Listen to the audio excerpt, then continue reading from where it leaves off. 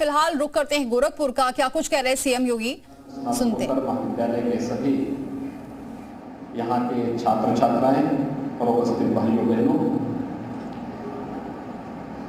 महाविद्यालय परिवार को मैं एक समसामयिक विषय को लेकर के राष्ट्रीय संगोष्ठी के लिए हृदय से धन्यवाद देते हुए आप सबका मैं अभिनंदन करता हूं। बहुत महत्वपूर्ण मुद्दा दिया है जो पर्यावरण, प्रौद्योगिकी और सतत ग्रामीण विकास। पर्यावरण है क्या?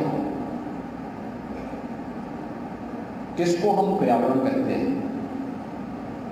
पर्यावरण जल, भूमि, जीव, जंतु, पेड़ पौधे, इन सब का जो समन्वित रूप है, यही पर्यावरण है।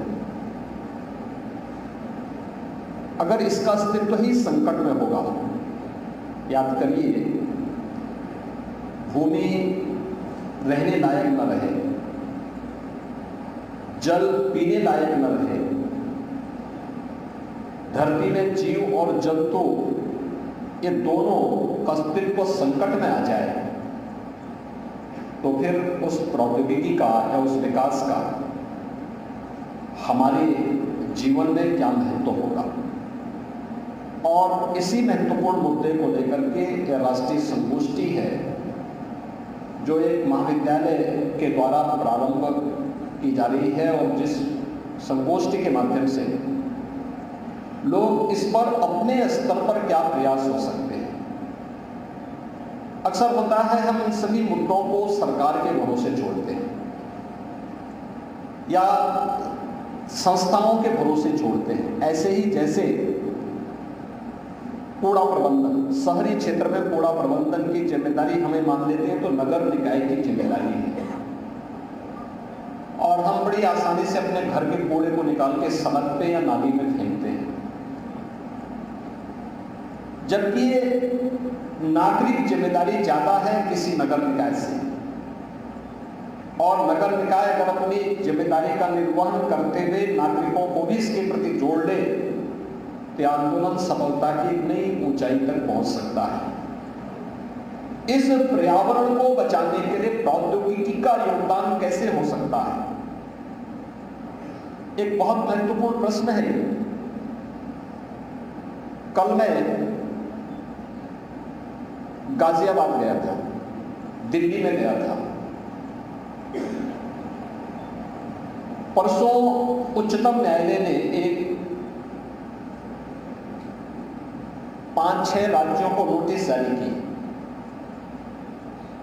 और नोटिस जारी करते समय पंजाब को, हरियाणा को, उत्तर प्रदेश को, दिल्ली और अन्य राज्यों को नोटिस जारी करके कहा कि जो ये फॉग है, जो ये धुंध है, दिल्ली,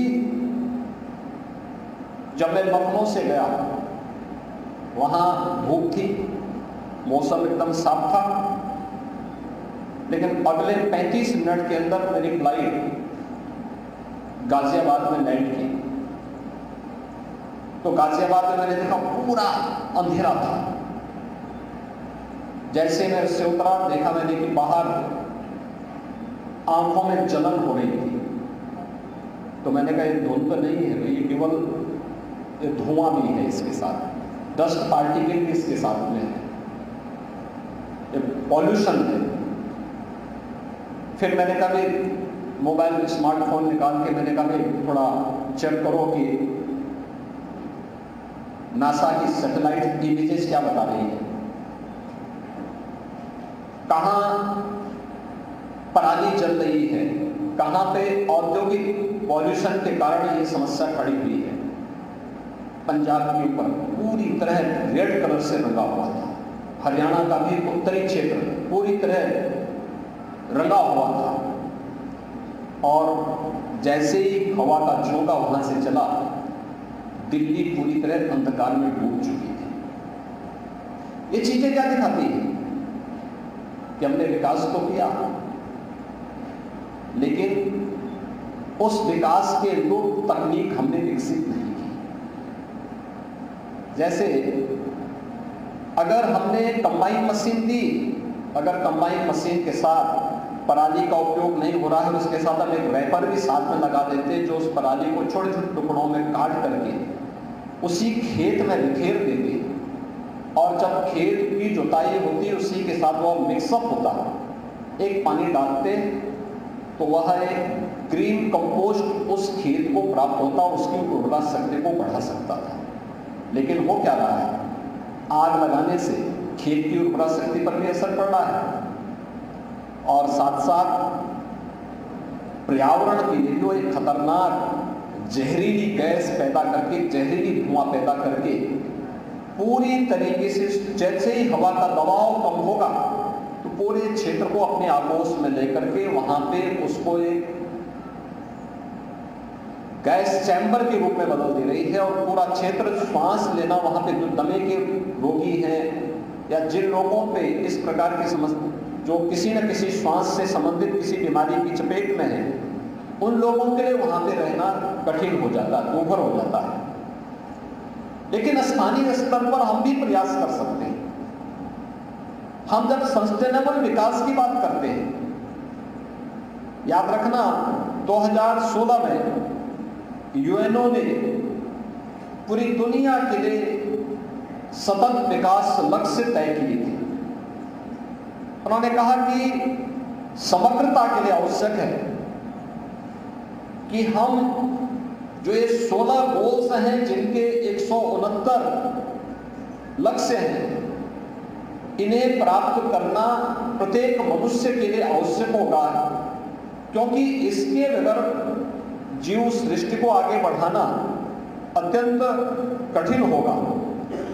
और उसमें उन्होंने कहा कि भाई सबको शिक्षा प्राप्त हो, सबको उत्तम स्वास्थ्य की सुविधा भी हो, रोजगार की व्यवस्था भी हो, लेकिन पर्यावरण आदि के बचाव के लिए ऐसे उन्होंने लगभग 17 गोल्स दिए, जिनमें से अगर उत्तर प्रदेश की दृष्टि आप देखेंगे तो उनमें से एक गोल समुद्र के संरक्षण से, समुद्र की जैव परिस्थिति को बचाए रखने के लिए था। वह यूपी में लागू नहीं होता, लेकिन दुनिया के विदेश जो समुद्र से जुड़े हुए हैं उन पे ये भी लागू होता है।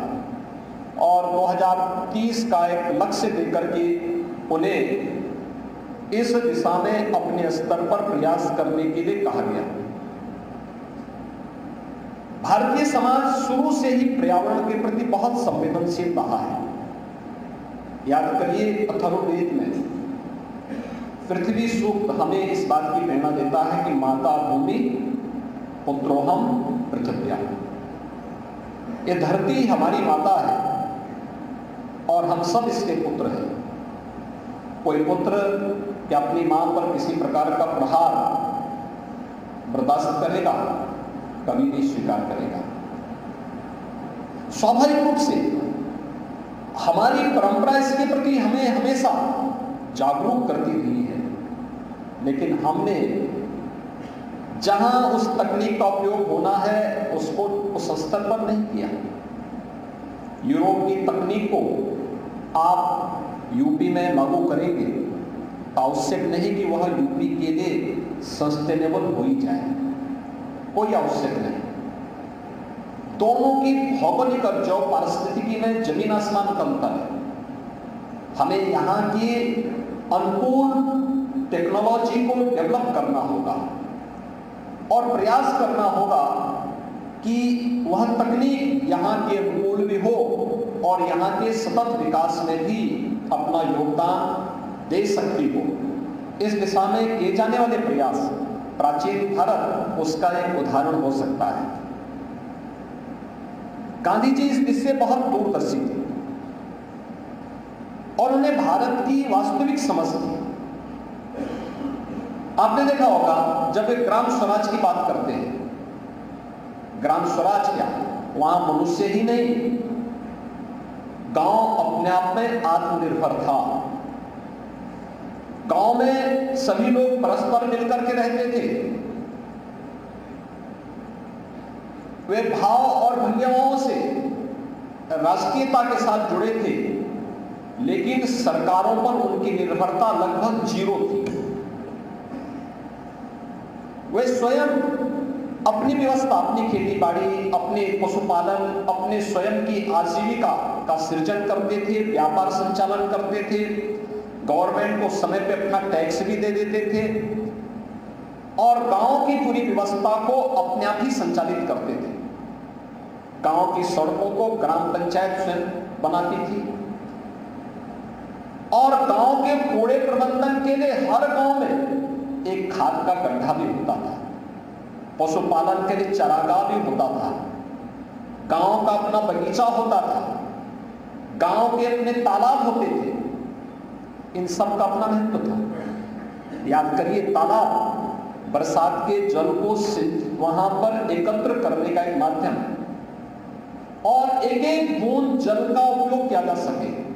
बरसात में पानी बरसता है, पूरा पानी बह करके चला जाता है, हमें उसका पता नहीं होता है, लेकिन आगे के 6 महीने हम पानी के लिए तरसते हैं।